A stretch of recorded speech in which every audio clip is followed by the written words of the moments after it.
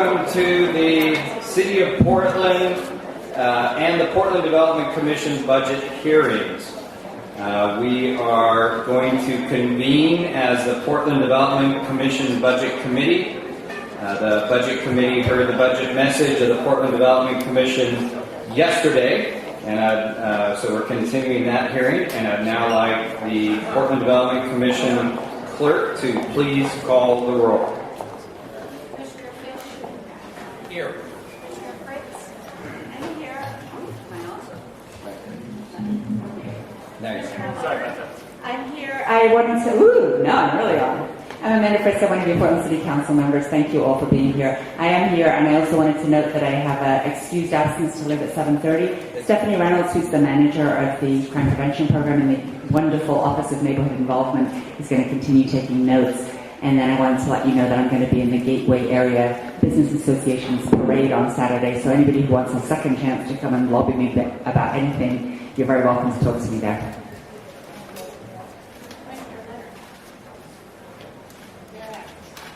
Here. All right, a quorum is present of the Portland Development Commission Budget Committee. So tonight, we're really glad that you're here on such a beautiful afternoon. Everyone's going to be given 2 minutes, and that way we hopefully will give everyone a chance to say a few words before the hour gets too late. If you haven't signed up, please go to the entrance or exit on this side of the room over there. I think that's the southern entrance or exit. Turn your name in. I will call up 4 people at a time. Again, 2 minutes each. If I could please have Wendy McCoo, Larissa Yergin, Pam Field, and Marvin Rental. Please come forward. Really glad that you're here. You just need to give us your first and last name. If you're lobbying on behalf of an organization, just let us know who you're lobbying on behalf of. If you're speaking for yourself, let us know. So let's begin with Wendy. Hi, thank you. I'm Wendy McCoo, and I'm the Director of Marketing for Fortel, and I'm here on behalf of them. Okay. So, Mayor Adams and Commissioners, thank you for your time tonight. I'm delighted to be here both personally as a resident of Southwest Portland and professionally as an example of the PDC's entrepreneurial support and positive impact it has had on startups such as my company. We are a Portland software startup, and we increase sales for online retailers. The Portland Seed Fund kept Fortel from running out of funding and allowed us to continue growing at a staggering rate. We've doubled in revenues every 4 months for the past 16 consecutive months. So this public-private partnership has led to rapid job creation within Portland, and we're living proof. We joined the PSF in June of 2011 with 4 employees. The PSF support resulted in Fortel hiring their next employee, me. I'm number 5 in November. We're now at 10, and in fact, with 2 more in the works, and a PSU graduating student will be joining us. She started 2 days ago, so it's an exciting time for us. And unlike many companies in this tough economy, we're growing so fast, it's becoming hard and a challenge to find great, talented people in our own backyard to get them on board fast enough. So we're a virtual company today, and we're currently looking to locate our first corporate home, office space in the Portland State Business Accelerator program, and hopefully starting next month.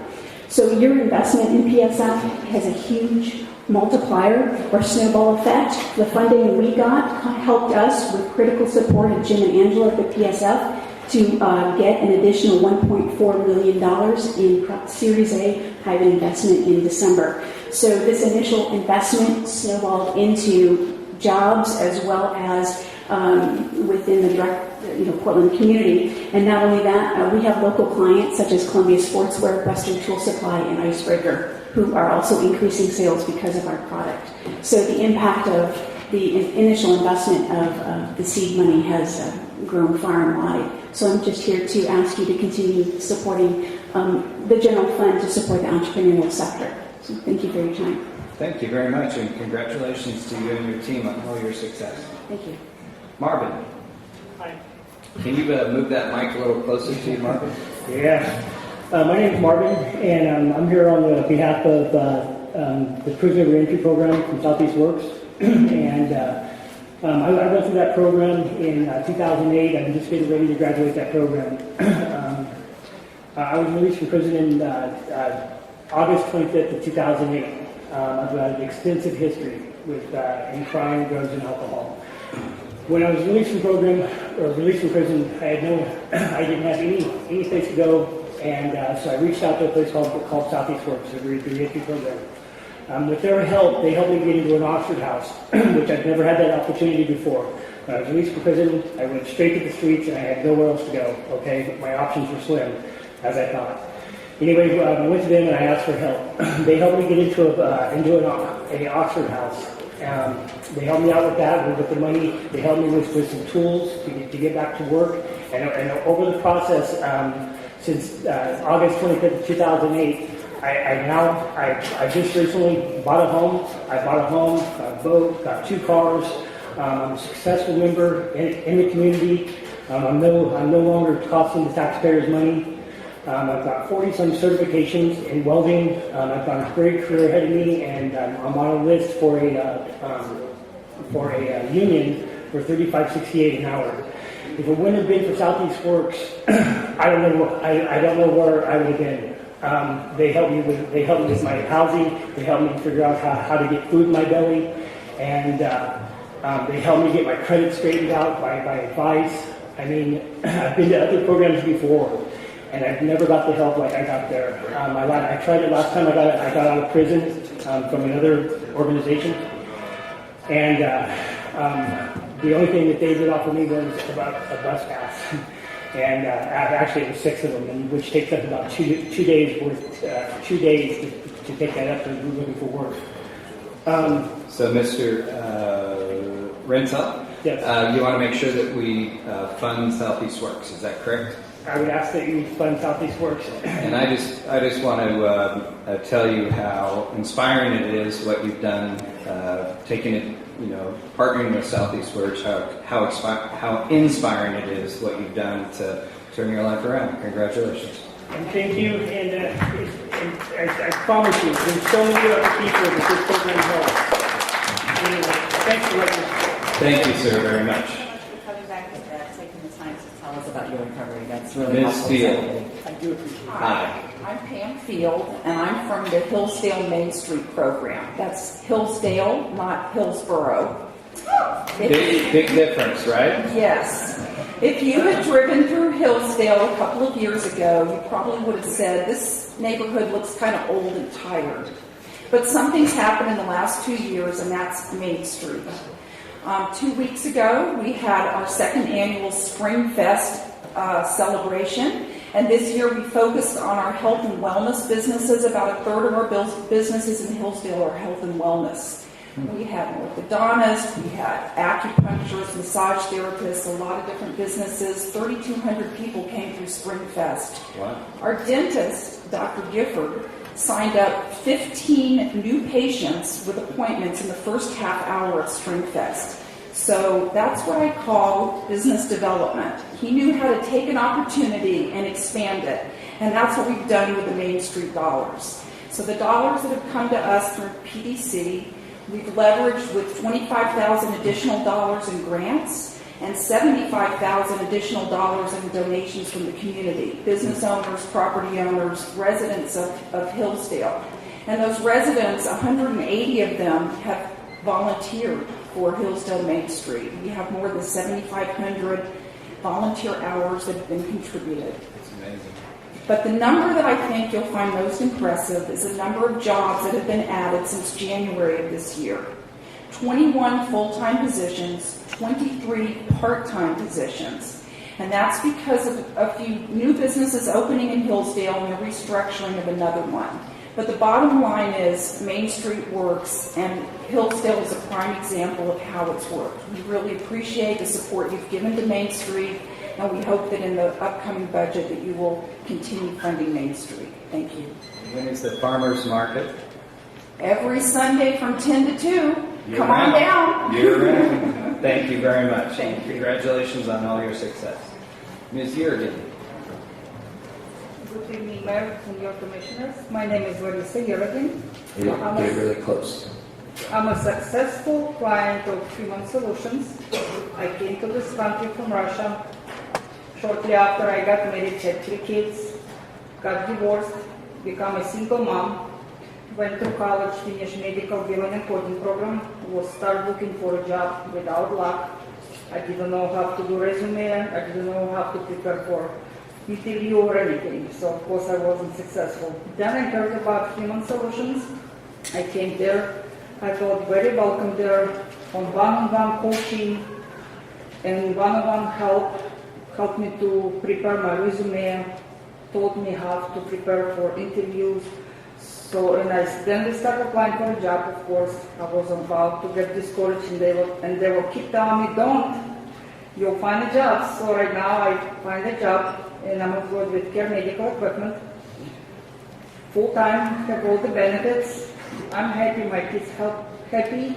And this program is very, very helpful, very beneficial, and I would recommend to anybody who's looking for a job. Congratulations on your success as well. Thank you all very much for being here. Next, we'll hear from Michael Morrow, Ed Dalton, Kevin Vishler, and Ming Ying. And then after that, we'll hear from Christine Yoon.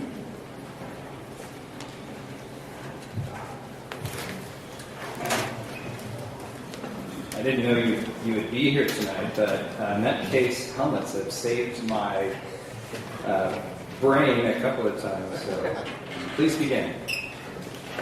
Thank you, Mr. Mayor, Commissioners. I'm here.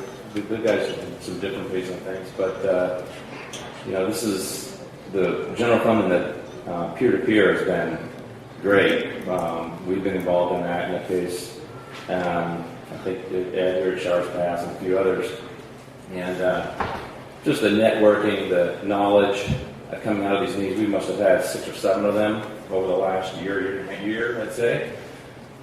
Great meetings, great information. It is hard to say how much it's benefited. It's benefited us in all the ways of business needs. And that, whether it's HR, health, understanding what accounting means. A lot of entrepreneurs who are creative people like myself don't even realize until they get into it what they even need. And the peer-to-peer has been an awesome thing for us. So I don't know, I can't say enough about it. It's been great for our whole team. We've grown from like 10 people in the last 18 months. Used to be just my wife and I, now we're 13 people in the office. And not all of that is coming from this, but a big part of that is because we get these kind of services here with what this has been. So, And what do you manufacture? Oh, sorry, helmets. We make bicycle, skate, snowboard, water sport helmets. We do all the design here. We're obviously made overseas, but we handle all the design and creativity and the marketing and That's right, the official helmet of the Mayor of Portland. That's right. Thank you very much for your Thank you. testimony. Congratulations on all your success. And Shower Pass, you have to explain to folks what Shower Pass is. Showers Pass, yes.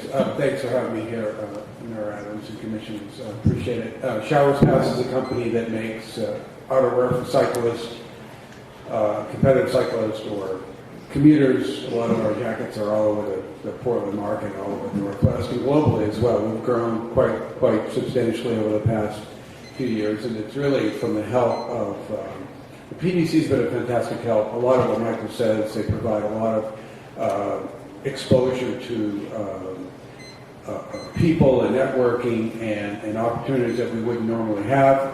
The general fund has been just tremendous for us. We moved into a new building in July to accommodate our warehouse and our office, and without the general fund and all of what that supports in the PDC, the DOS program, we got a low-interest gap loan that helped us with funding that would have come off our borrowing base with the bank, which would have reduced the funds available to us to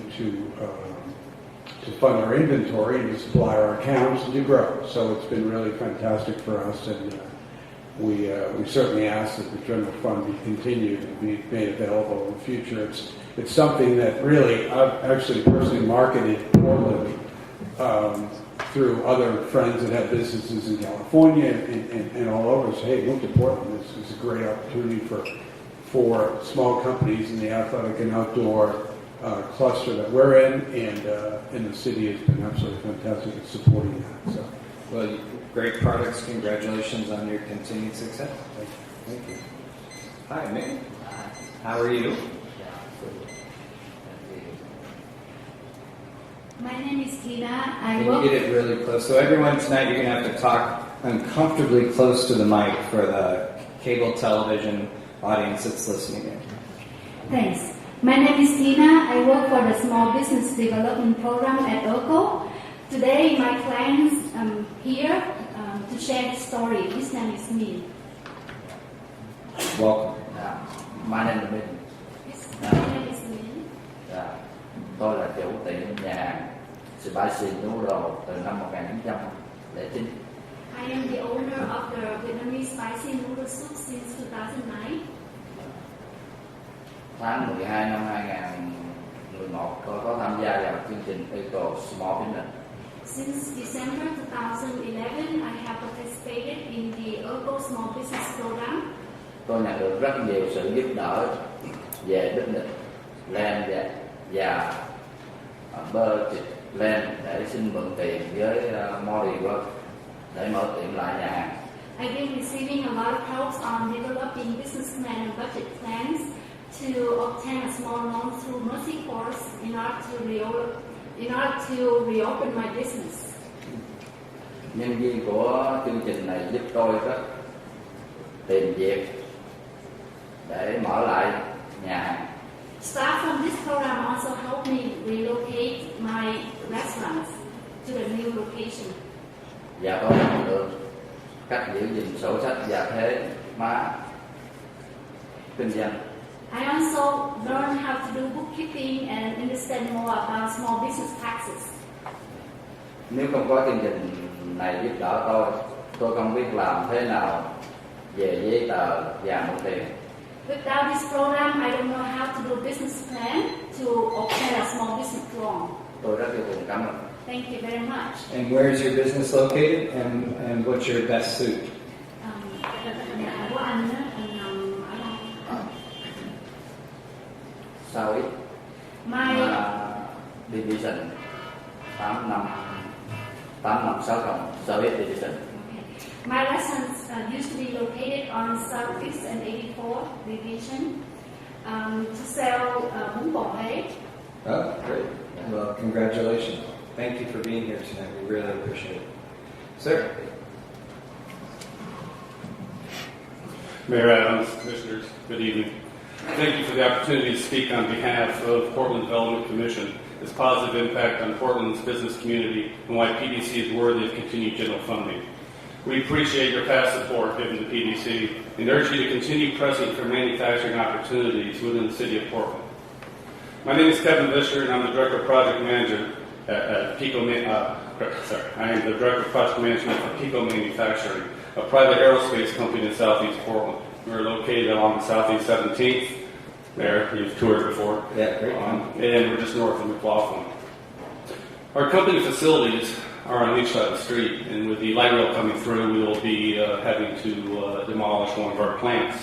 Hence, the company is moving. I led a strategic analysis for several options. One was complete relocation, which I'll say all were outside of the city of Portland but one. One was two independent plants, and one was staying within an adjacent property to our northern boundary on the east side. This analysis resulted in the fact that we, with the help of Portland Development Commission, decided to stay on Southeast 17th. They helped us in getting appraisal of the building to our north, and that was very helpful in us in a strategic analysis. Additionally, as we continued on in the process, it helped us in other ways. But before I share that, first I want to share about Pico. Pico currently has over 260 employees, union-based, and we've been there for 73 years. We're an aerospace company, and with other market business as well, defense, transportation, medical. With this move, based on the light rail coming through and our annexation of the property to our north, many actions have had to be dealt with. So within the Portland Development Commission, they helped us while looking through renewal areas over at the Airport Way area, as well as other industrial areas of Portland. Plus, they provided us the appraisal for the building, as I stated, and within the reduced footprint requirements of this adjacent property, they helped us bring in the Oregon Manufacturing Extension Program, which is local business, and supported us in lean manufacturing or Kaizen events to minimize the footprint. We're losing over 10% of our 150,000 square feet, so we had to consolidate, and they assisted us in doing this. So in summary, Portland Development Commission support made a positive impact in keeping PICO manufacturing within the city of Portland. I urge you to continue your partnership with and general funding for PDC, as their action will further enhance Portland's economic vitality while promoting job growth and opportunity in the years to come. Thank you. Thank you very much. Great company. Appreciate it. All right. That is we have a few more for the Portland Development Commission. We have one more. Chris Scherger.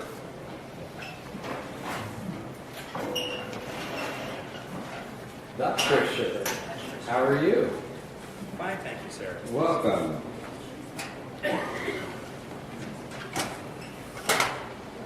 Thank you for making it worth it to fight about an hour's worth of traffic to get here. It's Appreciate it. It's true. Thank you, Mr. Mayor, members of the Commission.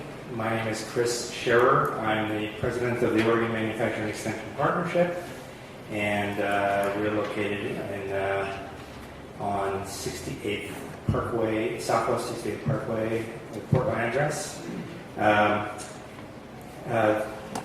Perfect timing, perfect segue. The gentleman at PICO spoke about the support that PDC was able to provide them through services that my company provides. We're a private nonprofit that it receives federal and state and local and private funding to help manufacturers throughout Oregon. And PDC has, through general fund and renewal funds, provided us the opportunity to work with several companies in the Portland area that we probably wouldn't have been able to work with otherwise. Just a quick review of the numbers. This program has been in operation since about 2004. Over that period, we've served 28 Portland area manufacturers, done 42 projects, total of 464 approximately PDC funds, matched by about $400,000 in private funds from the companies themselves. 21 of those companies have been surveyed as to their results, and the outcomes that they reported are 28,641 or 28,641,000 in retained or increased sales over that period. 1.9 million in cost savings, and 604 jobs created or retained, all directly resulting from our services. So we're a job creator. We're an economic development company, and we are able to provide those services directly to companies as a result of the support that we get from PDC, federal government, the state, and the companies we work with themselves. So I appreciate the chance to testify on behalf of Continuing General Fund for that program. Thank you, sir. Appreciate you taking the time to be here. And good work. Keep it up. All right. We will now move to the general fund. And could I have Mohammed and Olga please come up?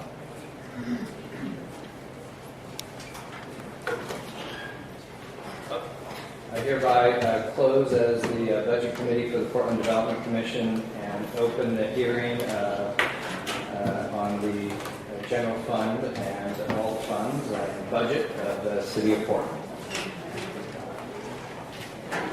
Hi, welcome. Glad you're here.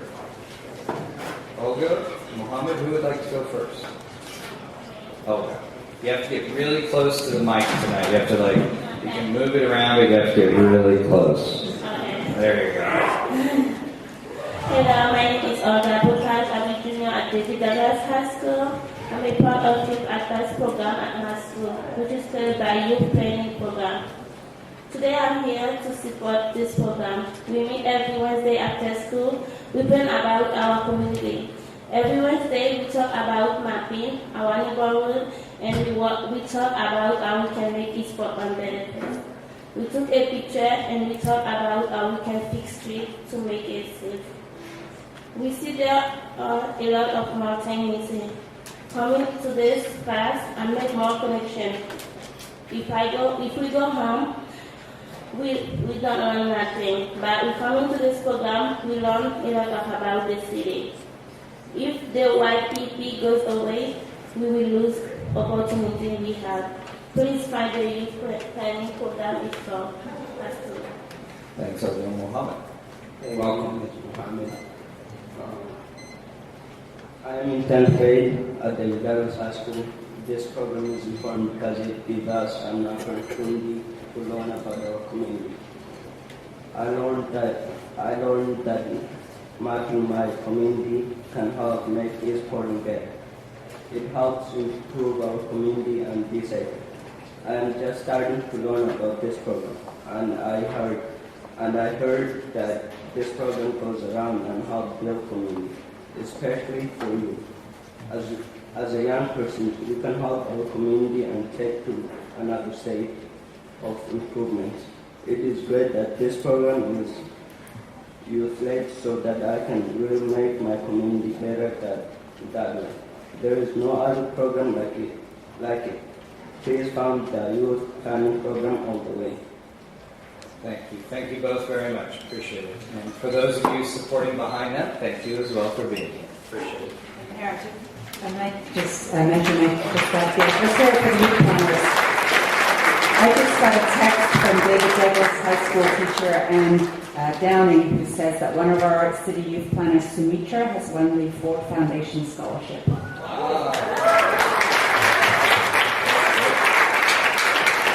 All right, we'll now hear from Monica Yoon, Robert Mosley, Brighton West, and Alan Cook. And I'm just pulling the names at random here.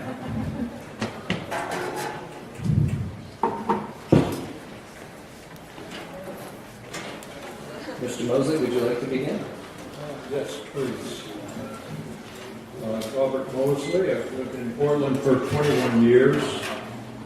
Among other things, I've been 3 years in my neighborhood association, Brentwood, Arlington, where I've been a board member most of that time.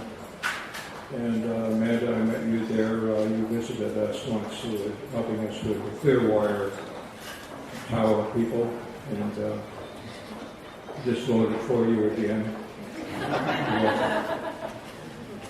The reason I'm here is to advocate for one person who's currently a Portland City Government employee, and that is Ms. Samantha Freeman, who's known by our friends and colleagues as Sam,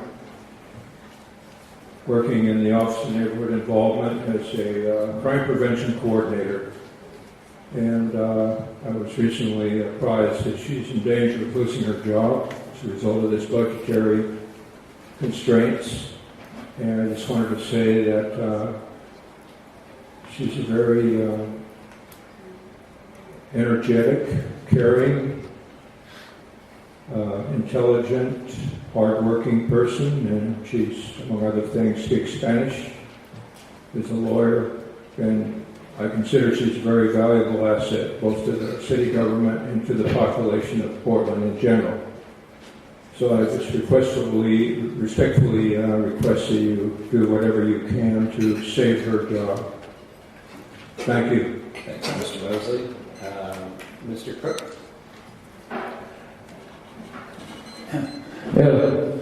Excuse me. My name is Alan Cook. I'm a member of the Portland Country Dance Committee, and I'm here to speak in favor of keeping the Fulton Park Community Center open. This is a unique facility that's one of the few that are available in Portland to perpetuate dances for community. It's a traditional style of dancing.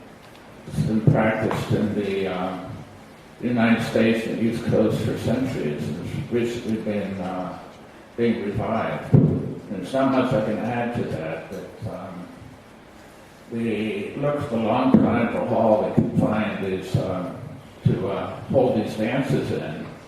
And we really hope that you keep it open.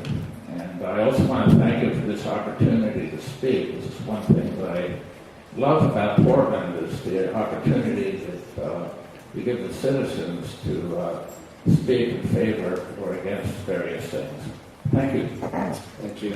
And just so that folks know what they're testifying on, as of September 1st, under the proposed budget, the Fulton Community Center will serve as a site that provides rental opportunities not only to the privately operated preschools that are currently there and the dance community that have long utilized the building for varied dance programs, but also to individuals and groups who are interested in renting for community events, birthday parties, volleyball, or basketball use. Parents currently registered for preschools that will not continue will be offered a full refund, and parents are also provided the opportunity to transfer their current registration to another Portland Parks and Recreation program. So that's in the proposed budget. That's what I just want to make sure everybody knew that moving forward. Mr. West. Thank you, Sam. My name is Brighton West, and I'm the program director at Friends of Trees. And first off, I just want to report out that we planted 4,100 street trees in the city of Portland this year. Thank you. How many did the mayor help plant? The mayor helped plant 2 that I participated in. So Amanda, what's your number for this year? I know Amanda's number is pretty big, and I'm sure the rest of you had planted this tree too, right? But I just want to say that's a great public-private partnership. And I want to thank you guys. There was a BDS position that was in question to implement the tree code. The tree code has been something that citizens and you all have worked on for many years. And so it's very nice to see that that position is funded, and we will be going forward with implementing that and helping people understand what the rules are around trees in Portland. So it's great to have that a little more clear. But we also want to show our concern that there are some cuts to the urban forestry program. And of course, urban forestry is what we do. So just wanted to be happy about the new person, but we're just a little bit sad about the urban forestry. So if there's anything that can be done there, we would appreciate it. Thank you. Thank you, sir. There are lots of cuts in this budget, no doubt. Hi, welcome. Glad you're here, Ms. Moon. Thank you. My name is Monica Yoon, and I am here in favor of keeping Buckman Pool open.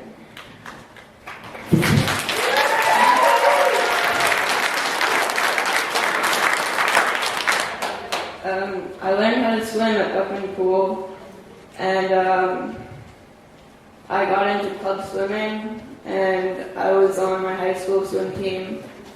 I went to state there, and I made friends at Buckman Pool that I still have today. And I think that it just opened a lot of opportunities for me. And if it closes, it'll close all those opportunities for people like me. That's all I have to say. I appreciate your testimony. Glad that you took the time to be here. Thank you all very much. Appreciate it. Cheryl Bland, Lionel Scott, David Hampston, and Grace and Gabe Room. Welcome. Ms. Bland, please begin. Thank you, Mr. Mayor and council members, and thanks for coming to my neighborhood. We're Portland too. So I'm here tonight to speak about outdoor school, and I'm sure that in your current budget there's nothing there for outdoor school. I could talk with you endlessly about the benefits of outdoor school for 6th graders, and I do want to report that most of the 6th graders in the city of Portland did go to outdoor school this year for 3 days and 2 nights, thanks to the school districts, but some tremendous fundraising that took place this year by parents, Friends of Outdoor School, and a lot of private donations, and of course our partnership between Friends of Outdoor School and Metro. So outdoor school has been around for 50 years, and you all look about the same age I am. And so if you've grown up in this area, or if you've raised your children in this area, you've either worn a wood cookie or your children have worn wood cookies, and so you know the benefits of outdoor school. A lot of times we sing about the praises of outdoor school and the benefit to sixth graders, but it's also a benefit to high school students. Outdoor school is everything STEM, everything cradle to career.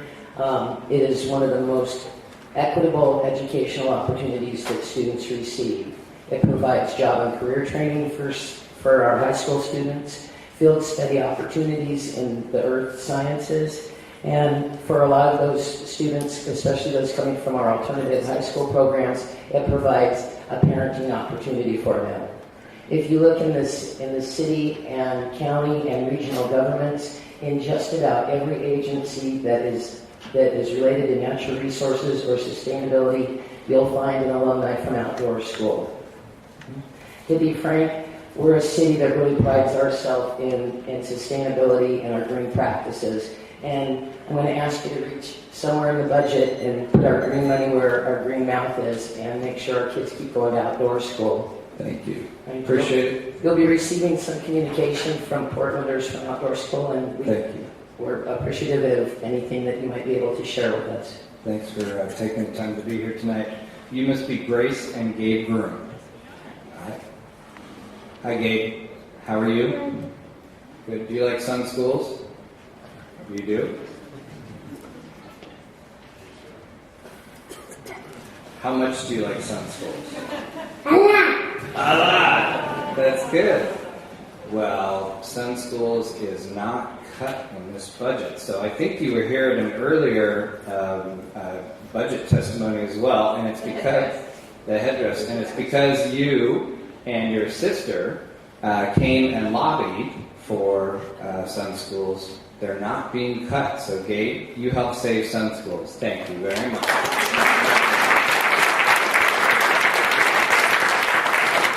I know you've heard from a lot of people about Sun Schools. We just wanted to thank you, Mayor, for showing your support for Sun Schools and encourage that anything that can be done to ensure that part of the mayor's proposed budget remains. We would really appreciate it. It makes a big difference for all of our neighborhoods. So thank you very much. And thanks for being such a good mom. All right, Dave. Hi, my name is David Hampston. I'm on the board of the Hazelwood Neighborhood Association, and I want to welcome everybody who's in this room to the Hazelwood neighborhood, which is the neighborhood you're in right now.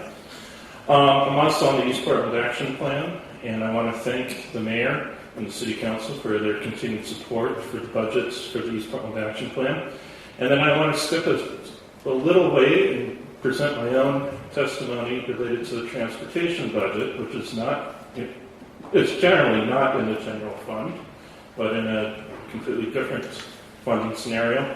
As you know, your infrastructure in the city is crumbling, and I would hope that you would pass on to the next city council the urgency on trying to find a more stable funding solution to try to fix the infrastructure long term. It's becoming a major issue because the gas tax, which we're heavily dependent upon, even though the revenue is sort of rising, the costs are actually rising much faster. Inflation is eating up. The cost of materials is rising faster than inflation, and the cost of providing health care and benefits for the employees at Peabody is rising faster than inflation. And let's face it, Peabody has gotten to the point where they've got most of the efficiencies that they can possibly find. The reality is that any further cuts at Peabody means you're going to have to cut staff, and that's going to hurt.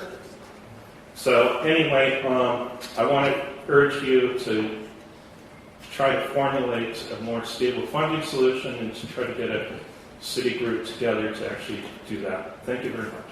Thank you very much. Mr. Scott. Hello, my name is Lionel Scott. I'm on the board for Community Alliance for Tenants. These are the pictures right here of what we don't want people to rent for, slumlords. We here at Safety Net, we define the funds are important to make sure we keep our shelters emergency rent assistance and homeowners education. I'm not too good at reading, I just say it straight off the top. I used to live in a apartment building and in and around the area where there were slumlords. They didn't care about drug dealers and all that. People getting high. When I woke up, I got pissed off. I said, I'm not going to have this. My wife doesn't have to live this, and I don't want my children to see it. So I called the Community Alliance. I learned the laws. I presented it to the owner and the manager. I said, you clean it up. Or guess what? I'm going to have your whole apartment building shut down. I'm going to move, but guess what? You're not going to have nowhere else to rent. Anyone else to make money off of. So that's what I did. I put my life on the line because the kids lived in the neighborhood. I didn't want to see them have to live in anything like that. And I'm doing pretty good. I moved on to another apartment building, and it's now all it seems to be, the Tamaracks and the New Bella. I'm putting my life on the line for these children. I have brain damage. I'm disabled. But you know what? Hey, somebody got to do it. Amanda, Randy, Sam, Dan, Nick, you should never terminate your lease. Thank you, sir. Thank you, Mr. Scott. We'll now hear from Kathy Oliver, Gary Morris, Fern Wilgus, and Farrell Richards.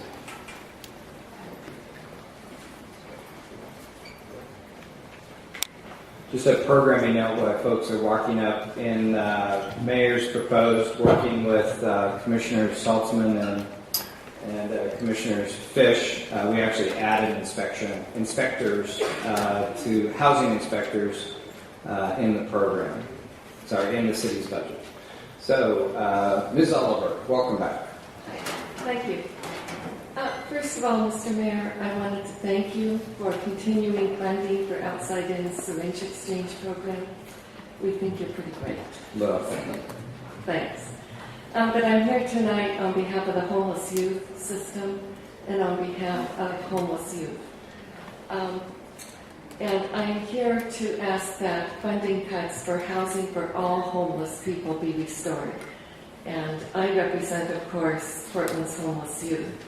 The cut to the homeless youth program is $50,000, and that cut affects both the youth shelter operated by Janus and transitional housing programs at New Avenues and Outside In.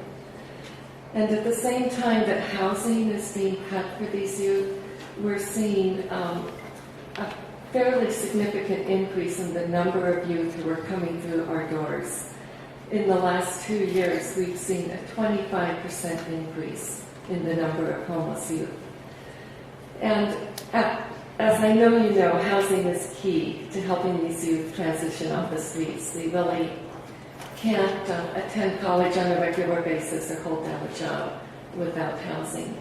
And this last year, Outside In alone had 38 youth attending college, and we helped 79 young people get jobs, which in this economy was no small thing.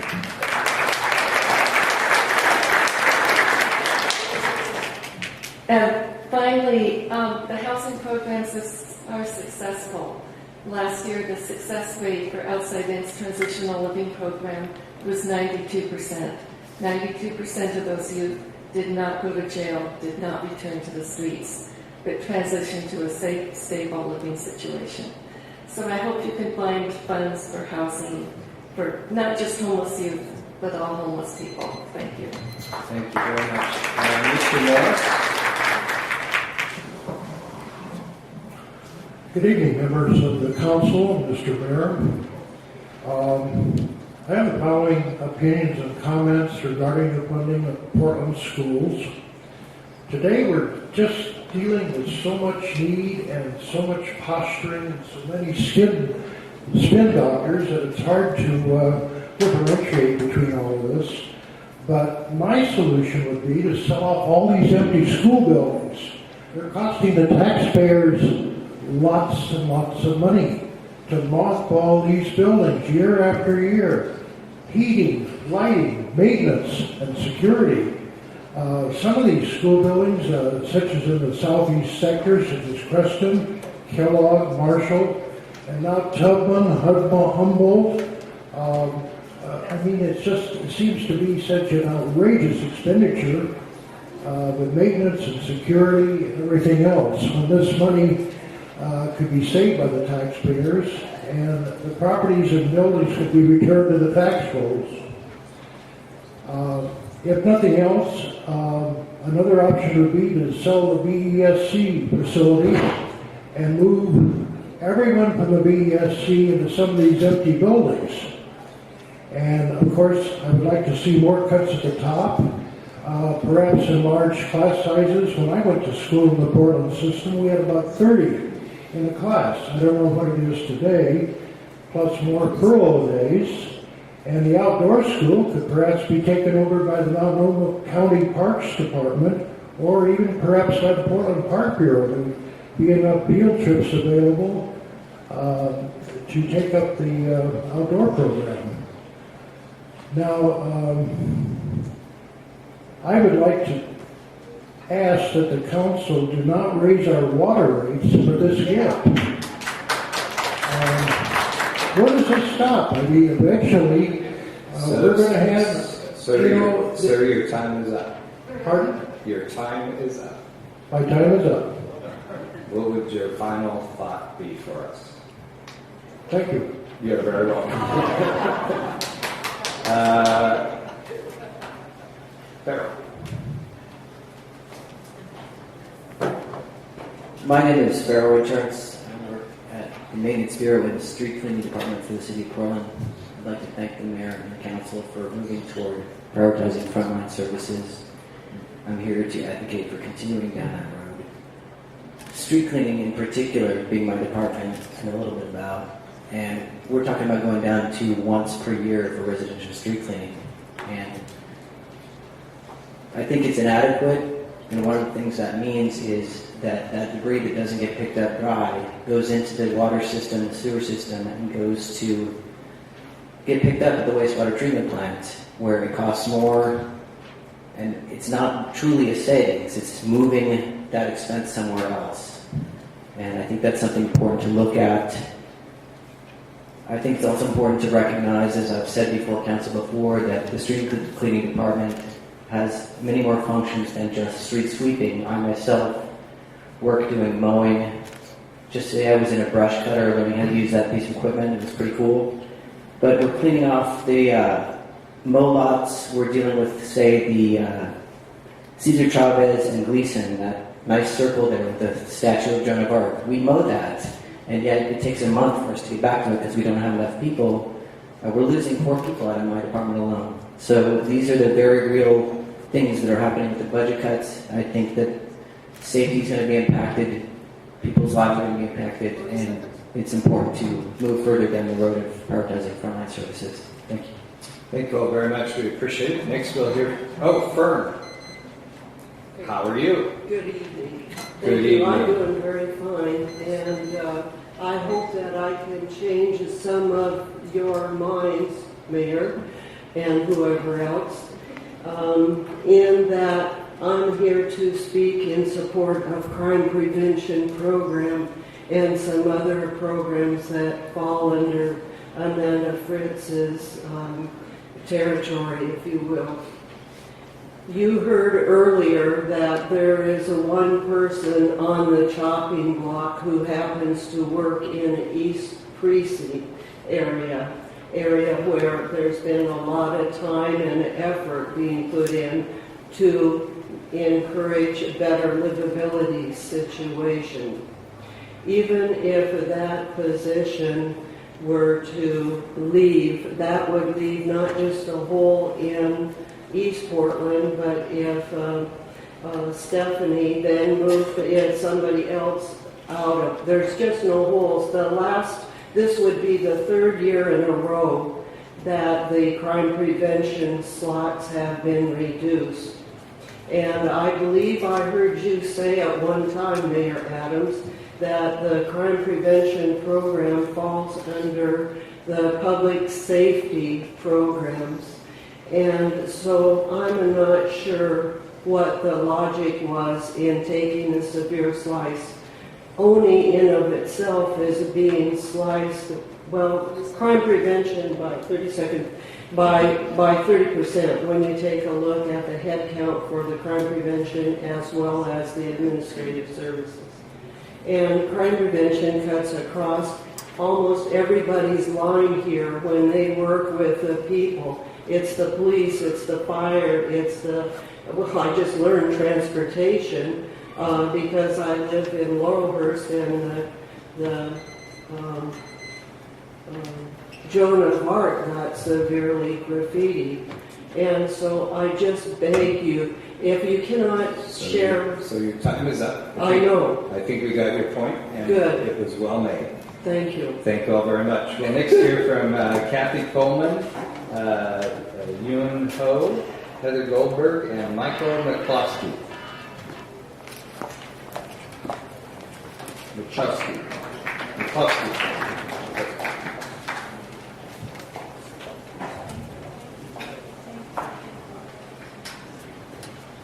All right.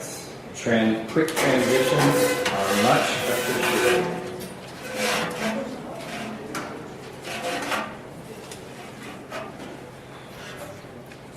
Commissioner, would you like to go first?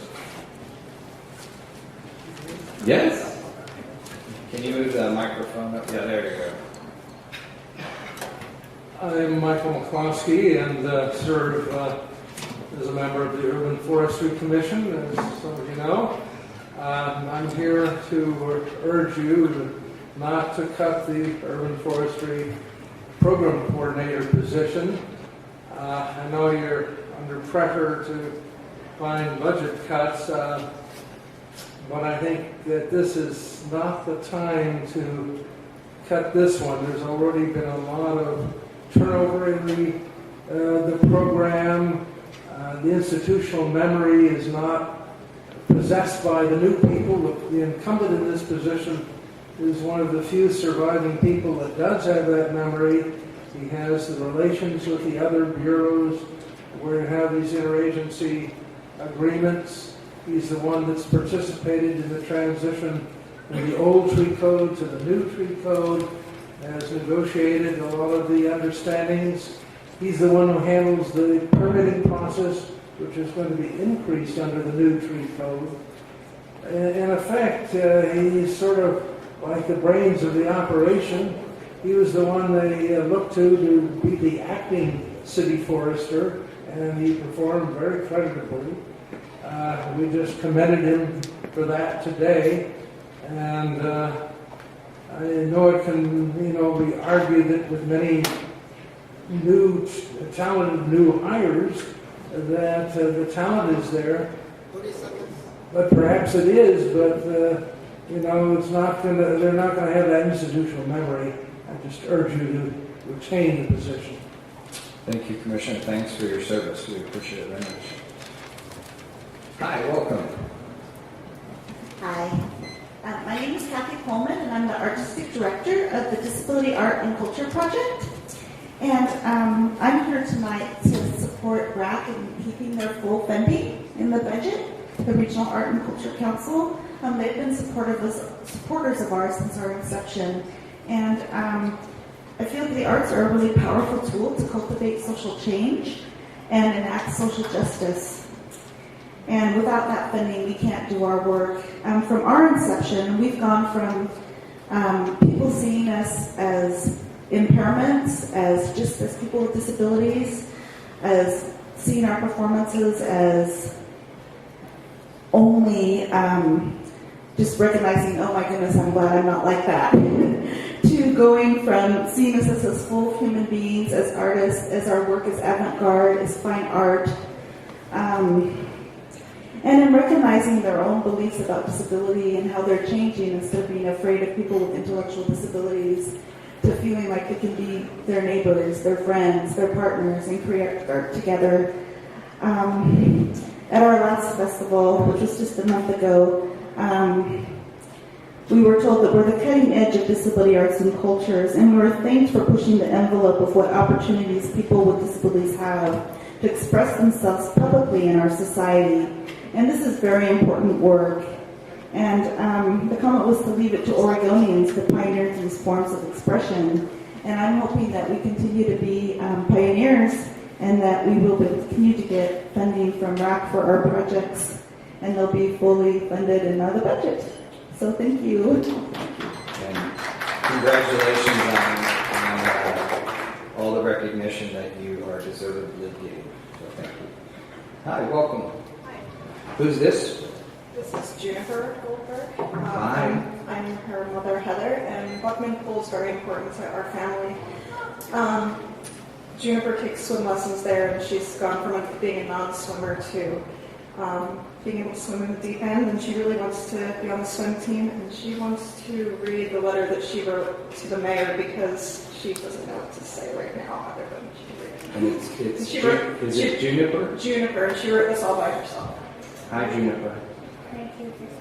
Just read it. Yes. Hi, my name is Juniper, and I'm 5.5. I like Buckman Pool, and I'm learning to swim in a deep end. Please don't close the pool because I won't. You meant to say what? You're doing great, Juniper.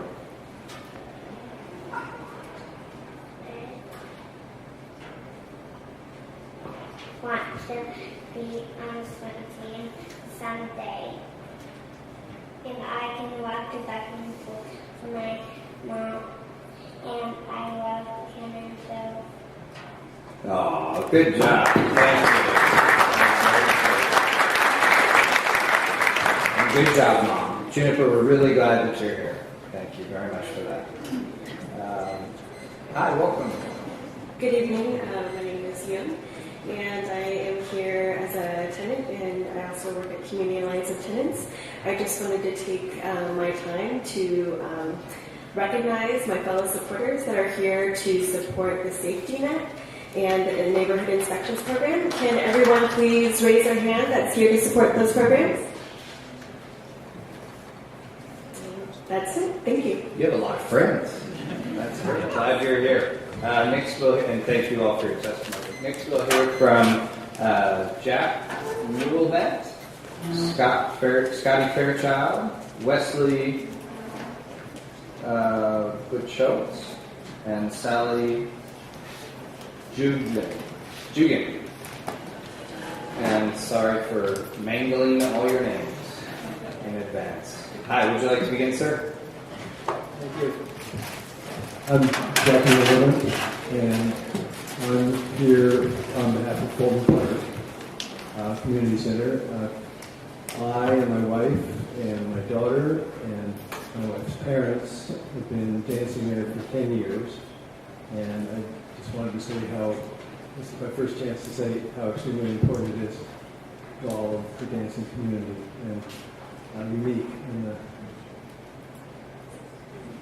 facility that it provides. Thank you very much. Well, thank you for your testimony. I like the colors of red. That's very festive. I appreciate that.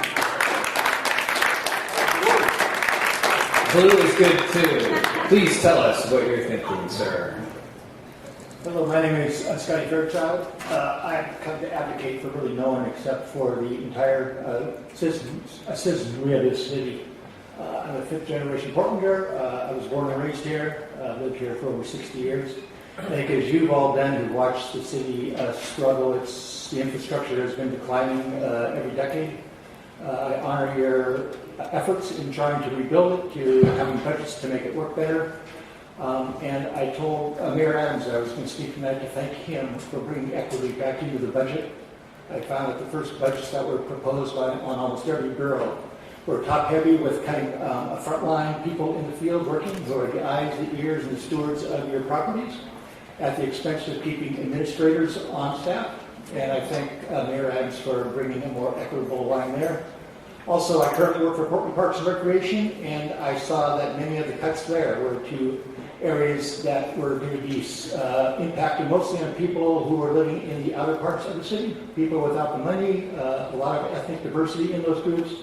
And we all know that when cuts are made, that the smaller areas, these smaller parks, the smaller service areas are cut at the expense of keeping things like Laurelhurst, Hoyt Arboretum, Washington Park, etc. service. So I want to thank you for that, and I want to thank all the commissioners for their work on this budget. And the final thing I'd like to say is I know that there's a pool of money, I'm not sure what it's currently called, but it's a reserve pool of over $121 million. And I'd like to see that fund look at a little deeper, and maybe some of the cuts people have been advocating tonight that they're concerned with, either it's people, facilities, and or programs, that you look a little deeper and maybe you can save every one of those. Thanks. Thank you very much. Welcome. Thank you. Good evening. I'm a dancer at Fulton Community Center, but I will not really be satisfied if we dancers are able to rent the space at an otherwise closed community center. I think this facility serves a lot of local people in addition to the dance community, and that this neighborhood should not be deprived of having a center in their community. I think there are two good ways to keep Fulton and Hillside operating. One is to make very small cuts in all of the community centers, thus keeping them all open. And secondly, stop funding several of the 55 currently unfilled Portland Parks and Recreation positions and fund the 2 community centers instead until the economy gets better. I also was wondering why at these meetings I don't hear people talking about possibilities for new revenue. It's only about cuts. And at one meeting, we were asked to participate by clicking the little device to give our opinion about, from a list of city services, competing city services. I didn't do it because not only were all those services important, but I don't think that they should be pitted against each other. I think there should be ways found.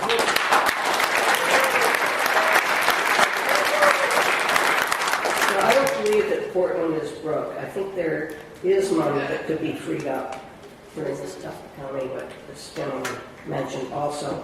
I know that the urban renewal areas tie up taxes because the money that's generated goes back only into those areas, sometimes for many years, and also that there's other money kept in internal service funds, which, if I understand it, is what the city needs to attract loans and businesses, but there's more there than actually needs to stay in that fund. So I'm really asking that City Council find other ways to get more money and not make these cuts. Thank you. And we, in the proposed budget, we did scrub the internal service funds, and that's part of how we made a gap, or the cuts would have been deeper. But the point in terms of looking at them more, fair enough. Hi, welcome.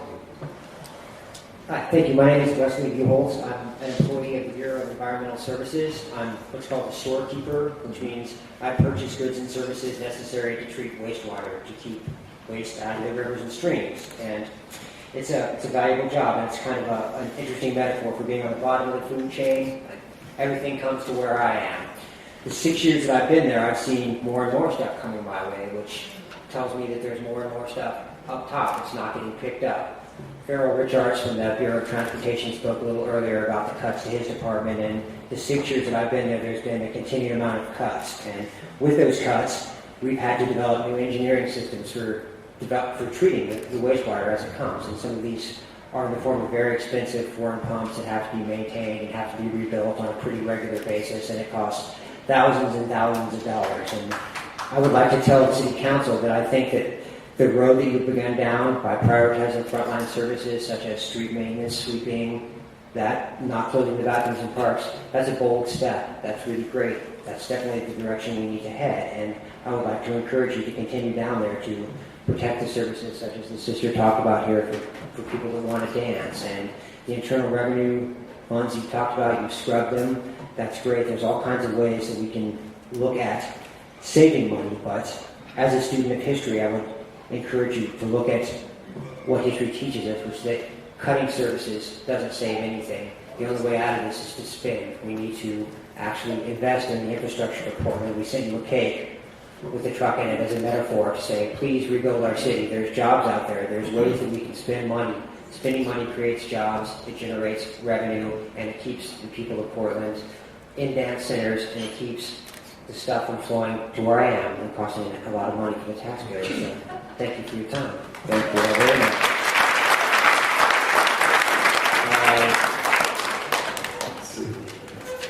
So we're going to take a quick 5-minute compassion break, and we'll see you back here in 5 minutes.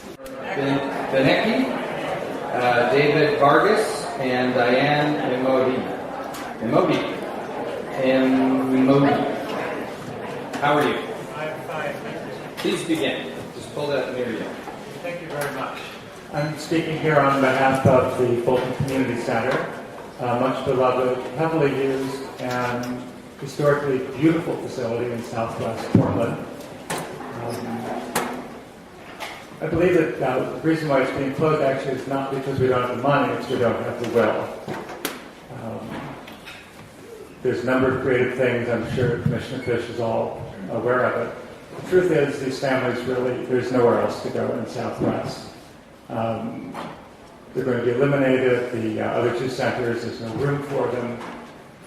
The center is unique. It seems to have a very special quality for autistic children, for disadvantaged children, special needs children. And actually, it's used by the entire city, not just Southwest Portland.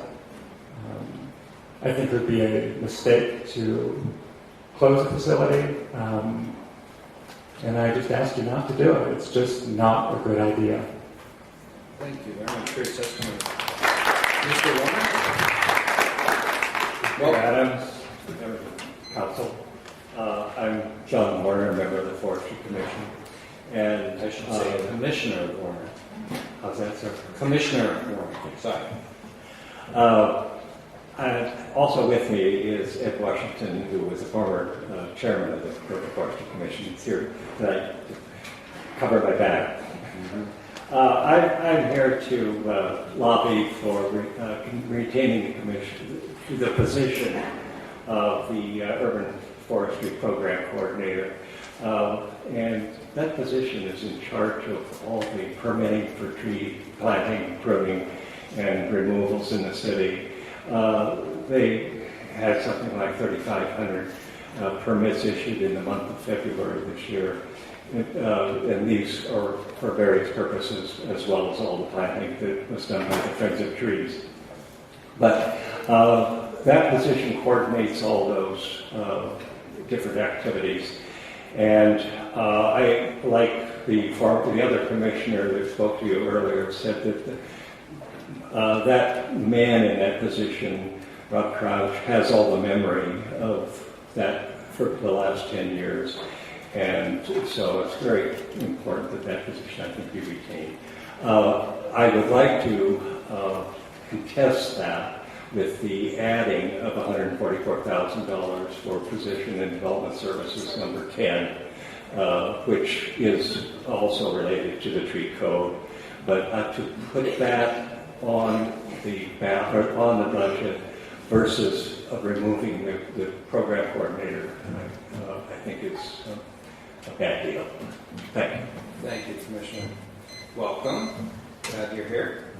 Hi, my name is David Vargas. I am formerly homeless and a member of the Joint Community Advisory Committee and now housed. I want to thank you all for supporting Safety Net. Joint in specific helped me. Having become homeless suddenly, I just wanted to die. I didn't believe that there were people willing to help. Join helped me restore my faith. They gave me my identity with the mailbox, showers, etc.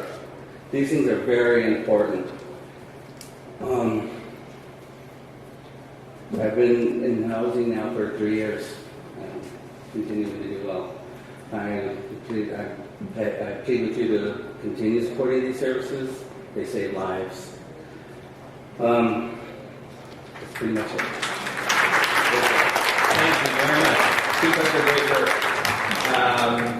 Muhammad Ahmed, Jean Cohen, David Gordon, Beth, Gia Surakusa, John, Sarah, Beth. All right. Ms. Cohen, do you want to start? Sure. Okay. Thanks, Jen. I'm the founder. Can you hear me? Is that better? That's I'm the founder and the artistic director of the Circus Project, which is a nonprofit organization which utilizes the unique power of circus arts to transcend barriers and inspire personal transformation. With the support of the City of Portland through the Regional Arts and Culture Council and its workplace giving program, Work for Art, the Circus Project operates a professional performance troupe, classes for the general public, and multiple outreach programs which provide special training to homeless and at-risk youth with a therapeutic approach. Circus Arts provides a special allure to homeless and at-risk youth for whom other therapeutic or educational paradigms have failed to engage. Yet success in the circus cannot be attained by simply rebelling against the laws of gravity. On the contrary, the acquisition of flight requires an enormous amount of discipline, commitment, awareness, and self-care, which many street and at-risk youth lack. Developing these qualities for the sake of appealing to or integrating into the mainstream holds little appeal for most youth. Developing these qualities in order to fly, however, is a much more compelling incentive. Some of you may have seen the bumper sticker, "Art Saves Lives." For the students with whom we work, art is not a luxury, but often the only vehicle capable of reaching those who have lost all hope, empowering youth to become the very agents of change they once sought. Through our training programs, I have watched students on the edge of death reemerge from eating disorders, substance abuse, and other life-threatening challenges. By supporting the Regional Arts and Culture Council, the City of Portland is on the forefront of this evolution. Thus, on behalf of the Circus Project, the countless other arts organizations that benefit from RAC's support, the communities we serve, and the future evolution of our city, I urge you to support the full allocation to the Regional Arts and Culture Council. Thank you. Thank you very much. Deb, can you say your last name again? John Sarah Cusa. The John Sarah G-I-A-N is Cusa. John. Great name. Thank you. Welcome. Thank you, all of you. I was in City Hall the other day, and there's a few things that like bounced around my head. And one of the things that concerns me most is the 8% raise in the Water Bureau's budget. Being a renter is the first time in 30 years that I was charged for water. I was charged a $25 surcharge on water. Now, when I saw your budget go up and it said that single-family homes normally pay $26, I'm assuming that's somebody has a washer and dryer. I'm assuming that somebody has a kid, a husband, a family.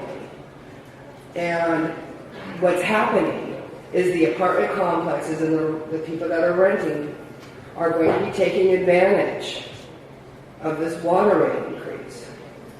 So you're not the only ones getting the money for the water rate increase on this. So this is something I don't think that any of you have thought about. Another thing that I heard was that in this new billing cycle that you're going to be doing, where you're going to allow people to pay every month per internet, and you're having this wonderful little way in which you're going to offer them this service. But the thing is that it's at the expense of the person that couldn't pay it in the first place every 3 months. The one that couldn't get on the internet. The one that's now going to have to do a surcharge for being able to pay once a month. Because they'll get it by paper, or they'll have to go down to the store and get a cashier's check to pay it. Or however most people do that don't have the funds or don't have the computer access. And so really you're once again, at the detriment of the weak, you're allowing a system to come in and say, we're going to give you this discount if you do it this way, but only the people that have the money can get it. Thank you for your testimony. Appreciate it. Sir? Yeah, my name is David Gordon, and I want to thank you all on behalf of Safety Net and stuff. I was 9 years on the street. I've been off the street a little over because of the help of Join and everything. I got my medical through Join and stuff like that. And they gave me a place to live and stuff. They got me off the street, got my apartment and stuff. And I mean, they do real good work there, everybody. And I prefer you didn't cut their budgets for all that safety network that all of them do. They all do real good work. They do. Congratulations on your success. Keep at it. Yeah. Thanks for your time. Joey Pope, Hella Rody, Deborah Olson, and Mark Chapman. How are you? Would you like to begin? Thank you for being here, and I hope you came a more direct route than I did. As a parks advocate, which you know I am, it saddens me to see in the Arboretum grass not cut, and it saddens me to hear about programs that are having to be cut.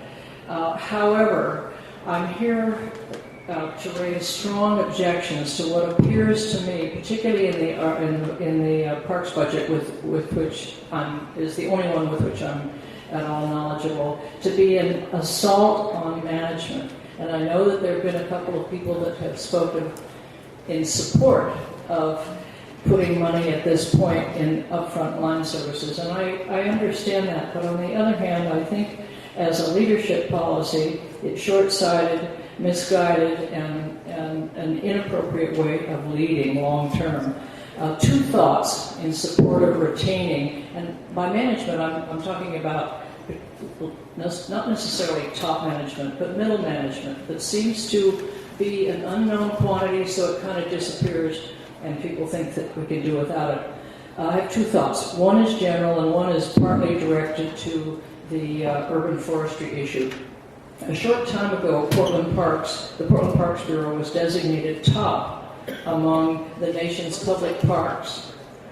This gold medal represented excellence in strategic planning, in the implementation and administration of coordinated programs serving a diverse urban population in well-maintained and well-managed facilities and grounds, all with traditional skimpy funding.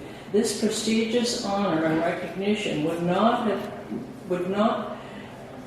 have been bestowed upon Portland without. Is it over? Yes. Uh-oh. Finish your thoughts. Well, anyway, you got that one. Can I just finish my second point quickly? Many of you will have read the tragic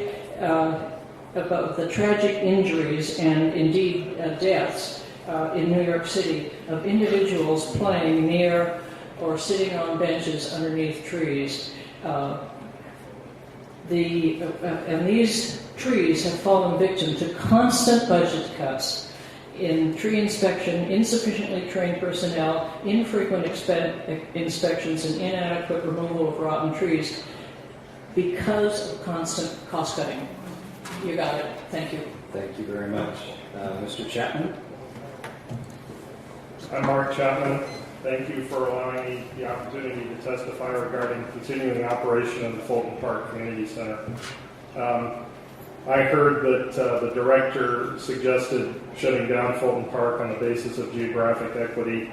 Nobody in the city has envy for Fulton Park. If you dropped it into an underserved neighborhood, they'd say, hey, no pool, no weight room, no jacuzzi. If neighborhoods are underserved, they need their own community center. If you gave them Fulton Park, they wouldn't be happy, so why would closing it make them happy? Fulton Park is a building that can't be replaced. It's going on 100 years old. They built them different back then. It's got a cast iron facade. It's paneled with old growth. The roof is a old growth timber truss. It's just a beautiful building for what it is, which is working class. And it can't be replaced, and it would last another 100 years if operated the same way it is now. Other buildings are unsuitable. For instance, this building, we couldn't hold a contra dance here because it isn't ventilated properly. Back when Fulton Park was built, there was no mechanical ventilation of buildings. And so it was built right so that 100 to 150 sweating bodies inside wouldn't overheat the building. There aren't any buildings like that left in Portland, except Fulton Park. And I would lobby for full use because everybody who uses Fulton Park needs it. They really don't have any other choice. Thank you. Thank you.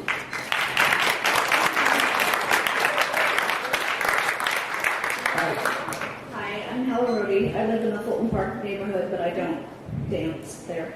Although we do enjoy driving by and seeing all the people using the facility. I'm here to also encourage full funding of the Fulton Park Community Center. I think renting the facility is a great idea, and obviously we bring in revenue, but we also need those activities that don't require rentals, that are sponsored, if you will, by the city, such as the exercise classes, the parent-child play times, summer camps, the spring break camps. As I was sitting here listening, I realized there's a lot of connection between the Fulton Park Community Center, the Sun Schools, the Buckman School, and the outdoor school. And the big overall issue in my mind is recreation and physical fitness. And in my job, I do a lot of work with obesity issues, and the rate of obesity is increasing. The rate of obese kids is tragic. These schools and these programs and these community centers are necessary to help keep that under control. And if you look at it, and I'm sure you realize that everyone here wearing red is here to support the Fulton Park Community Center. So anyway, in addition to the Fulton Park Community Center, since I have 30 seconds left, I also want to put in a plug for outdoor school and the Buckman Pool, both of which my daughter benefited greatly from. Thanks. Thank you very much. Ms. Olson? Good evening, Commissioners and Mayor. I'm Deborah Olson, and this is Mr. Higgins, my sidekick. In 2007, my apartment did not pass a HAP inspection. A written request was sent from HAP, now Home Forward. That was ignored. So I had to call the city inspectors who came out and wrote some paperwork up, and by God, it was fixed in a very short time. 2 years later, my 84-year-old neighbor was having an overflow problem, and to no avail, the landlords ignored that. She had the city come out. The city wrote up some problems. They had to put in exhaust fans in all the bathrooms, separate the crawl spaces, and her flow problem stopped backing up. And the cigarette secondhand smoke from my neighbor's apartment no longer pumped into my bathroom and stunk up my house. So they were all separated. Yeah! It's time to start doing some rental inspections without complaints from renters and tenants. And when we have to call the city inspectors out, send the landlords the bill for them coming out. There's a 17% sales tax on the rental stuff. Maybe you could do a Multnomah County tax on beer and wine to help fund some of these programs. I also want to mention that I was a recipient of the safety net in 2000. I was number 34 in a shelter, and I also worked for the United States Census Bureau, counting the homeless. Let's see. And I just want to mention that in the past year, there have been 22 deaths at 4400 Northeast Broadway. Those are folks falling through the safety net. So please fix it, repair it, enlarge it. Thank you very much for your testimony. Thank you. We'll hear from Diana Scoggins, Barbara Gilson, Thomas Mills, and Deborah Edwards.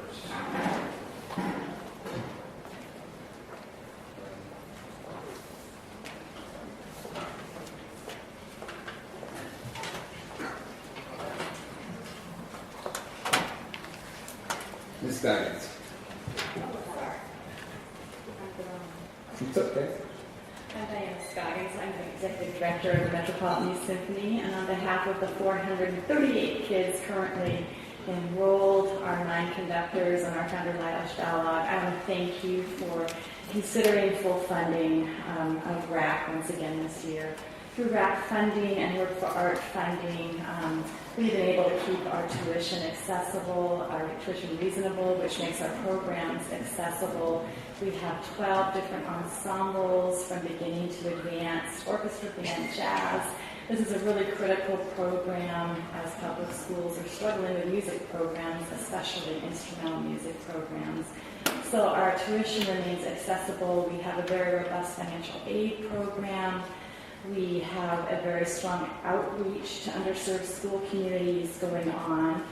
Currently, 9 of our 12 ensembles, about 200 of our children, have done 17 different performances to schools, 8 in the Portland Public School District, 3 in Centennial, 3 in Beaverton, 1 in Woodburn, and 3 schools in the Dalles. So outreach is a very critical component that RAC helps us to fund.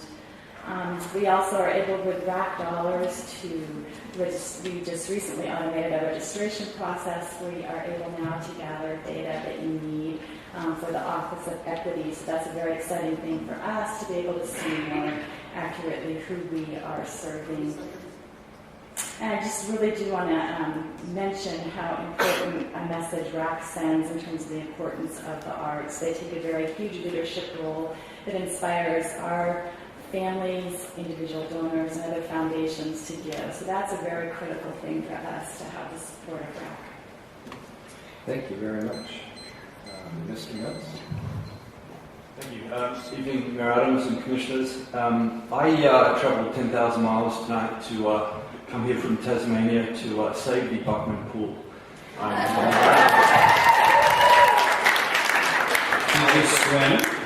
Most of it. I rode my bike from the beach into here. But, good answer. Good it's for me. I've been swimming there for about the last 3 years. I came to Portland 7 years ago to work for Vestas designing wind farms, and I asked you to save it not for me but for yourself and for the long-term financial interest of the city. I've noticed with my staff here in Portland that very few of them can swim, and coming from Australia, I find that quite staggering. And the reason I see it as a financial interest for you is 2 reasons. One, the obesity epidemic. As people get older and maybe lose the ability to ride bicycles or run or what have you, swimming becomes something that's very important for them as a physical activity. And it's something that people in their older age are very reluctant to get into if they did not learn whilst they were young. So here we are with obesity, one of the most expensive health issues in North America, and we're taking away the opportunity to teach young people how to swim. There's no other pool in the Southeast District for about 3 miles, and there will be a lot of children in that region. I mean, before I do lap swimming in the evenings between 5 and 6. Before that, they run junior swim classes, and it gives these children an opportunity to learn a skill they won't otherwise be able to take on. The other one is the safety aspect. I grew up in Tasmania, very similar to Portland, very cold, but in the summer you have short periods, great heat. People go and throw themselves in rivers and do lots of silly things. If you don't teach them how to swim properly, it's a big safety risk. 3,000 people a year die in America from drowning deaths. Only 700 people die from cycling deaths.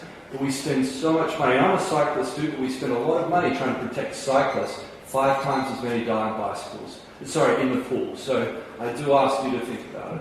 Thank you. Thanks for your question. Ms. Gilson. Ever since I moved to Portland in 1990, I've been a resident of the Buckman neighborhood and frequented the pool. As someone who's more comfortable in the water than on land, I bought a swim pass and began a long ritual about swimming at Buckman Pool. Yet it was only when I became a parent and my 2 daughters attended Buckman Elementary School did I realize the incredible, valuable role that Buckman Pool has played in many generations of young children. As the students in each class have the opportunity to go to the pool every 2 weeks, I helped out and watched so many underserved kids who had never had the opportunity to go to a pool, kids who never had a chance to learn to trust the water, and kids who never had the pride that beamed on their faces as they overcame their fear of the water. And I watched them as they played and tested their limits, and many of these very same kids were transformed. They did become comfortable in the water, trusting themselves, digging deep and opening up to new challenges. And that benefit spilled over into the classroom as some kids developed the pride in their abilities at school that school had not yet fostered. They believed in themselves. Also, I attended the Saturday same gender swim times where women and young girls whose religious or cultural backgrounds prohibit them from such activities in mixed company. Yet here in the pool, they have the freedom to enjoy the water, playful and exuberant, trusting to safely express who they are. Buckman is the only pool who had the insight and sensitivity to offer this valuable service to an unrecognized population. Buckman Pool is a great resource, and it truly serves the inner Southeast neighborhood who have no other options.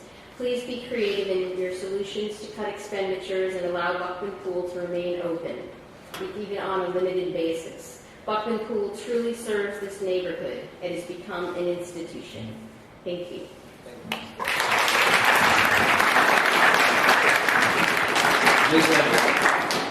Good evening, Mayor, Commissioners. I'm Deborah Edward. I'm the Executive Director of Business for Culture and the Arts. And Business for Culture and the Arts has for 25 years been working on connecting business and the arts to strengthen the Oregon arts and our economy and our vitality. And I'm here tonight to urge you to support the arts and culture budget that's proposed by the Mayor. We all know that the arts and culture activities of Portland are wonderful, are exciting, and really make a difference in economic activity as well as in the life of everyone who comes here to live, to work, and to play. We've been advocating for the arts in our civil life for a long time because arts employ people. Our unique and high-quality nonprofit arts and creative industries make Portland stand out as a great place. We're very proud of it.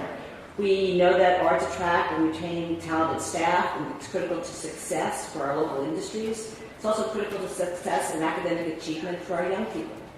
Arts create opportunities for our community to be creative and to bring cultures together, and arts are good for business. Our business members know that, and we believe in that, and we're advocating this support, particularly because RAC, Regional Arts and Culture Council, is working on a couple of things that bring dollars into the arts community. Work for Art is a wonderful program. It helps the community leverage the power of a paycheck to invite employees to make direct contributions to local arts, and in return we all get an arts card that lets us see more arts all over our community. I was lucky to use our arts card. My husband and I went to the Do Jump performance this weekend for teens to see a wonderful performance with our arts card this weekend. The Right Brain Initiative is an amazing way of getting kids much more involved in education through arts, and we have lots of research that says it's really important as a way to connect kids to academic achievement and to getting ready for the workforce. Portland has a reputation for understanding the value of the arts. Please continue this investment. It's very important. Thank you. Thank you very much. We are, because we end at 8:30, we're going to try something different. We have a lot of dancers in the audience, and I'm going to put your agility to some test here. So for the following people, please line up on this side, because we're going to do it quickly. Everyone's going to, I think I can get through everybody if we do about 30 to 45 seconds each. So Maureen Maloney, Kevin Stamfire, Carol Markowitz, Ken Diner. You gotta, if I call your name, take a seat or stand on the edge there so that once the first four are done, we can go to the next four. Ken Diner, Cindy Files, Joan Crownell, Martha Andrews. Please come forward. Have a seat. Are you Martha? Martha Andrews, Mary Catterley. Come on up. Come on up, sir. There's a seat down here. Would you like to begin? You'll have like 45 seconds, but I know you can do this. I just want to support Fulton Park Community Center in the child and family programs. That's what I do. I've been doing it for a long time. And I think that that's an area that we need to strengthen. And the community center does that. It's a mecca for families and children, and that's what I wanted to offer. Thank you. And your name was? Maureen Maloney of the Fulton Park Community. Glad you're here. And your name, ma'am? Carol Markowitz. I'm here to support the Fulton Park Rec Center, but I want to thank you fellas. You must be going to sleep. But nowhere but Progressive Portland would you come and listen to citizens the way you listen to citizens. But another important part about living in Portland is our sense of community. And whatever investment you make in the Fulton Park Rec Center is multiplied so many times when I see it's busy all the time, and people of all ages, and I see mothers with their children especially, and then they bond with each other and they help each other, and there is a community thing that goes on that is far more than the funds that are put into it. Thank you very much. Thank you very much. Hi, ma'am. And I'll have to limit the clapping to get us through all the testimony. I apologize. You can have a big clap at the very end. How's that? We'll all clap together. And your name was? Hello, I'm Cindy Fowler, and I want to say also that Fulton Park means a lot, not just to the dancers, but also to the children whose artwork we see decorating the walls when we're in there dancing.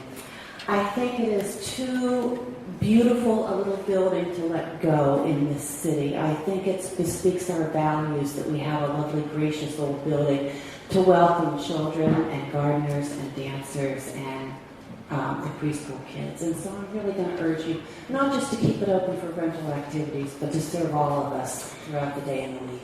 Thank you very much. Sir? Hi, my name is Kevin Stampley, proud employee of the City of Portland and also Vice President of Laborers for Local 483. And I appreciate your diligence in looking at the proposed budget, and I appreciate that. I thank you for your time. I do believe that we have to look at a new funding model for the Maintenance Bureau.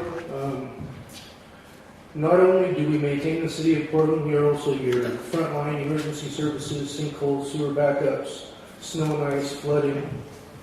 I know it's going to be a hard conversation, but I think that it is one that needs to happen. So thank you for your time. Thank you, and thanks for your work and everyone else on 483 that's here. Appreciate it. All right, next floor up. Again, I want to see how, even if you're not a dancer, you get to practice your dancing moves tonight. See how quickly everyone gets up for it. Yep, there you go. Ma'am, would you like to begin? Yes. Martha Peck Andrews, Northeast Portland. I will diverge from my prepared remarks. I wanted to pick up on some points that were well made by previous speakers, and that is we shouldn't be pitting ourselves against each other. All the park and rec programs are important, especially for kids.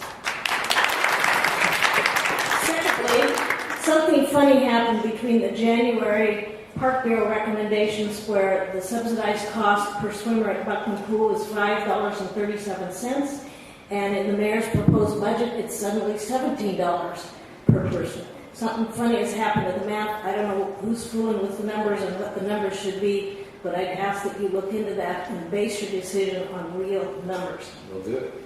Finally, I'd like to say that Buckman Pool is selected to provide the single-gender swim time. If that's an important cultural value, and I think it is, Buckman Pool should be penalized for the fact that it's not heavily attended. But for those people who do use it, it's very important. It drives up the cost per person, but don't just evaluate it on cost per person. And you're out of time. Thank you. But your points were very well made. Hi, welcome.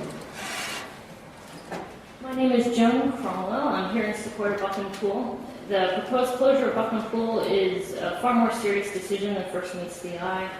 My husband and I were planning to start our 2-year-old daughter in swim lessons this summer, but we'll have to look to other pools instead. However, for many children in our neighborhood, which is comprised of many low-income families, traveling several miles to a pool will not be a possibility due to travel costs and the lack of accessibility by direct bus lines. Closing Buckman Pool means many more children may never learn how to swim, and swimming is not only important for promoting a healthy lifestyle, it's truly unique in that it is life-saving. A consequence of closing it, as has been said previously, is an increased likelihood of injury and drownings. Buckman Pool, like other community swimming pools, plays an essential role in making the citizens of Portland healthier and safer. Thank you very much. Thank you very much. Hi, welcome. Well, thank you very much. My name is Mary Catterley, and I want to thank you all for being here. I'm here to support Buckman Pool, and actually all of the programs, much like the community said, don't cut anything, find the money. I know you're all very smart, and it can happen, and thank you very much for your time. Thank you for your optimism and enthusiasm. Appreciate it. Hi, and your name, sir? I'm Ken Diener, the Buckman Pool fourth in line here. I've met with many of you directly in your offices. This is our 4th time in 10 years. The commissioners in a great way, funded the pool for over $300,000 just 5 years ago that you're looking at throwing away. Most importantly, I think, of all the budget cuts you're talking about, closing Buckland Pool is permanent. Most of the other maintenance issues, cutting grass, cycling through landscaping, alternating and moving around different maintenance things, those are cyclical, and you can, next year you'll be able to fund them in a slightly different way to cover those maintenances. If you close Buckland Pool, it'll never be mothballed right, it'll be over. The culture will be dead, you'll never open the pool again. I understand there's a very difficult relationship between parks and schools. I know that's part of the fish trading going on behind the scenes, we have nothing to do with. I know schools would like to get rid of us, I know you would like to get rid of us, but the pool is our only alternative in a very underserved neighborhood. If you look at your own plan, the new parks plan, it seemed ironic that under the health category in your budget, you closed the pool. Our neighborhood, Buckland neighborhood, is one of the most healthy, interconnected neighborhoods in the city. And by closing the pool, because of that interconnectedness, because we live multimodally in our neighborhood, the pool, we will not be able to get to other pools. So thank you for your testimony. Next up, or on the waiting in the wings, Christine Appleberry, Kim Appleberry. Come on up, have a seat. Ravid Rafael, Marion New Levant, Jim Andrews, Justice and Kim, Hillary Maurer, John Kuhn, and Joe Meyer. Hi, welcome. Welcome. Thank you both, or thank you all for coming. As many people have noted, I'm sure you'd rather be somewhere else. I am here to speak for Fulton Community Center. And your name was? I'm sorry. Oh, Christine Appleberry. Great. I have been attending Parks Board meetings for the last several months, and the priorities of Parks are equity, community, and health. One community center in the entire southwest of Portland, which is all that will be left if you close Fulton and turn it into a rental, is not equitable. Community is what Fulton Center community is about. It is not gyms, it is not novelists, it is not shiny new basketball courts, it's not a swimming pool. It's people coming together to share their lives. The Contra Dancers are the biggest, maybe most organized group, but they're certainly not the most important. And the last thing, health. As everyone has noted, the health activities, sun schools, pools, community centers are being cut when this is a stated priority of parks. And the Contra Dancers perform for this Parks Bureau one of the biggest, broadest reach activities in the city. People from 26 zip codes use Fulton Park Community Center. I don't think you can say that about any other parks program in the city.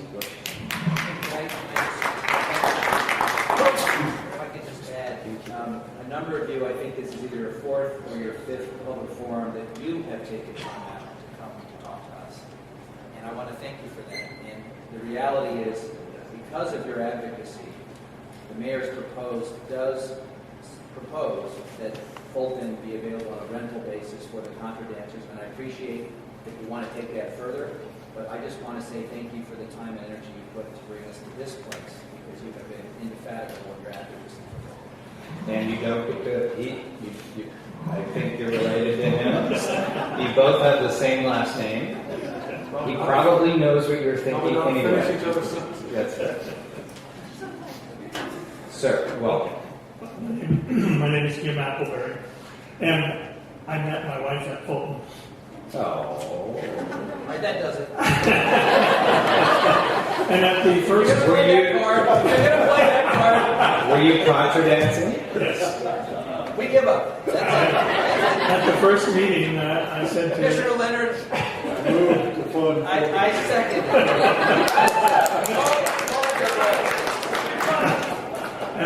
At the first meeting, I turned to the audience, and we had about 100 men, and you weren't there, but Commissioner Fish was, and said, who else met their mate at Fulton? About 30 people put their hands up. But that's not what I'm here for. I do want to thank you for continuing Fulton for the renters. I really do. I thank you, and I thank Mike Kabati previously for continuing Fulton as a rental. That's a big part of the center. It's not the whole thing. We're here, we will survive. We're here because the full community center is an important part of what this is about. I have an answer for you. It doesn't involve stealing another job, another employee's position. It doesn't involve cutting somebody else. It involves taking the $74,000 that they say is going to, Fulton is going to lose and spreading it over the 12 community centers. If you keep Fulton open, there's 12. It's a 1% cut. I've talked to other community center directors. We heard that before. Appreciate you underscoring that, and I thank you for your testimony. Sir, welcome. I'm Rodrigo Raphael, and I'm here in support of Fulton. Fulton provides a variety of important programs for the community, like the preschool, but especially for my family and I, the dancing. My wife and I have been dancing there for 30 years. It's been an important part of our lives. Fulton is unique in providing an affordable dance space, as well as the excellent wood floor that it has. As a doctor of chiropractic, I appreciate the many social and physical health benefits that dancing provides to our community, which is part of the purpose of the Portland Parks and Recreation Department. Turning Fulton into a rental facility will probably price out some of the dance activities and other programs. I believe that the council can find the $79,000 to keep this jewel of our city's crown accessible by looking at areas such as the unfilled but budgeted positions in the Parks and Rec Department. Thank you. Appreciate it. Sir. My name is Jim Andrews. Here I am again testifying for Buckman Pool or Buckman School. Buckman Pool is the illegitimate child of Portland Public Schools and Portland Parks Bureau, and neither has ever wanted to claim paternity. I have lived in Buckman for 37 years until last year. My two sons learned to swim at Buckman Pool. Both went on to competitive swimming and spent their summers as lifeguards and swimming instructors. This last year, my wife and I built a small mixed-use building located in the Buckman School attendance area. And by the way, as part of our permit fees, we paid $11,000 in parks SDCs. We have had people look at our new rental apartment specifically because it's in the Buckman School area. Inner Southeast is a pool-deficient area. You may get less resistance to closing Buckman Pool after the city builds the new community center at Washington High. Until then, keep the pool open for Inner East Side residents. It's totally unfair to assign the lightly attended gender swim program to Buckman Pool and then claim the pool can be closed because it has low usage. Thank you for your testimony. We heard that point as well. Appreciate you underscoring it. Next four. How many of you, with red on, how many of you live outside the city of Portland? Okay. Well, your testimony is really going to count tonight, isn't it? I'm joking. Hey, I'm Marion Newman, and I'm here on account of Fulton. I understand the plan is to transition it to a rental-only facility, which is way preferable to closing it, but I really think that we should try and preserve it as a community center. One of my concerns is that if Fulton is a rental-only facility, that first of all, it will not be available to everybody, and second of all, that there will be a rental-only facility, and next time around, without any due process, without any consultation, they'll say, well, we have this money-losing rental-only facility sitting on a valuable piece of land, and it'll be lost forever. And Fulton has been, for nearly 100 years, it's been serving Portland. It started as an elementary school. It's a beautiful building. It is smaller, it is older, but newer and larger is not always better. Thank you for your testimony. Sir. Thank you, Mr. Mayor, members of the council. My name is John Kuhn. I'm from Lake Oswego. Been dancing at Fulton for over 20 years. And the point, lots of people make points. The point I'd like to make is that what happens outside the dancing and the social connection, and that is that this dance community is a community citywide, area-wide, West Coast-wide.